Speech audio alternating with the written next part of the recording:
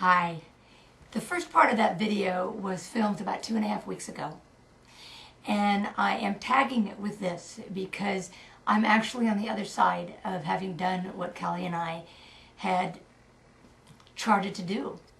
We did spend the rest of Kelly's life really focusing on holding that heart connection together. Every day we would practice our going to the grid of unconditional love, and we really did prepare for the moment when the vet came to our home and we assisted Kelly in releasing her spirit from her body. I must tell you that there were moments of real grief, but by using the EFT to really process that, it's like each time I would go through the anger or the sadness or the anxiety, and I would get back to a place of peace so that I could hold that vibration of absolute unconditional love and compassion in my heart. And by the night that we actually went through the process, I had set up a beautiful, beautiful mood for Kelly to go to the other side. There was music playing in the background, and I had candles, and the mood was just very, very welcoming. And the whole process was very endearing. The night that we actually went through the process, I was taking care of kind of the events of that moment. But the next morning, which was really the morning, that was the moment I dreaded, the moment of waking up without her. And much to my amazement, on Tuesday morning, this happened on a Monday night, I awoke and I had a smile on my face and I had peace in my heart, and I held that. I held that.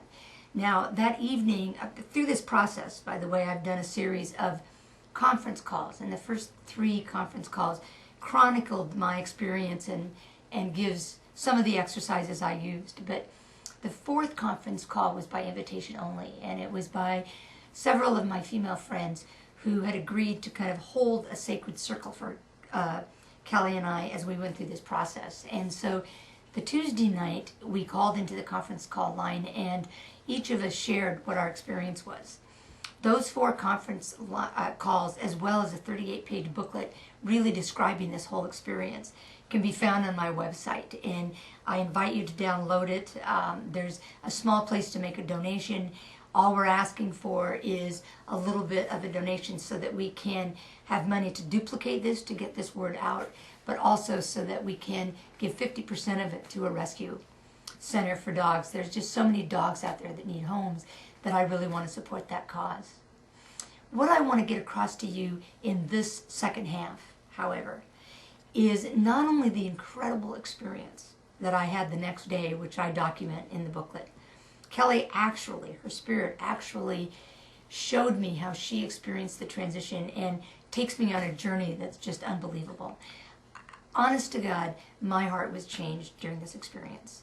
And because of that, because my vibration in my heart is different, it holds a higher frequency from which I can manifest my heart's desires. The testament to that is that on Tuesday, as I was beginning to say, we called in and had this conference call. Wednesday, I woke up and I flatlined. That was the day that I came crashing back down to this plane of existence. And there was no getting around that. I didn't even try to get out of it. I'd been kind of hanging out in the etheric realms for like over a month. And my psyche needed to come back down to the day-to-day world. And it felt really heavy, and it felt sad, and it felt really full of loss. And I dealt with that day. I didn't know how long it was going to take for me to get through that. By Thursday morning, I once again awoke with that smile on my face and that fullness in my heart. And that's been there ever since. There was no void. There was no absence of Kelly's presence. We had shifted so magnificently into this other realm that I really felt her presence. I was called upon to even change the way I related to her presence, because it was now no longer in kind of that dog form. By Thursday, I was actually ready to open my heart up and begin the process of at least setting the intention out to call forth another pet. I emailed a couple rescue centers and kind of let it go. By Friday, there was one that responded, and by Sunday, I had manifested and brought in this beautiful creature. Avery, Avery, come here, honey. Within 6 days, come on, baby, come here. Oh, hello, hello. He's kind of a shy one. He's 16 months old, and he's such a delight. He is a lot like Kelly. He's a border collie.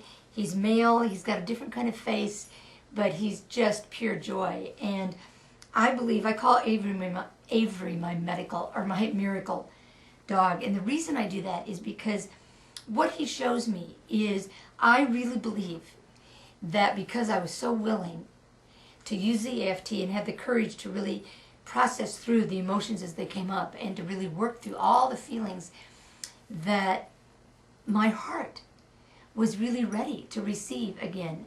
And last time when I had to let go of my dog named Max, it took me 18 months of grieving before I was able to do this. This was not a replacement for Kelly. I had shifted my contact with Kelly so much that my heart was open and ready to bring in on this plane another creature. And so this is a story that inspires me even just to share it with you. I really invite you to visit the website, to read the story, to really access your own point of power by looking at your own losses. Because when we can move beyond our fears and we get into that vibration of compassion, this is what's on the other side of that. On the other side of that compassion is true bliss. And if we can stand in that vibration of true bliss, we can manifest anything. I manifested, as I said, in 6 days, this new beautiful creature. From that frequency, I can manifest anything I desire. And that's the true message of this story. The booklet's called Beyond Compassion. I invite you to visit the website. It's joincatherinetaylor.com. It's probably listed right on this video. And I thank you for being interested in this journey. Bless you.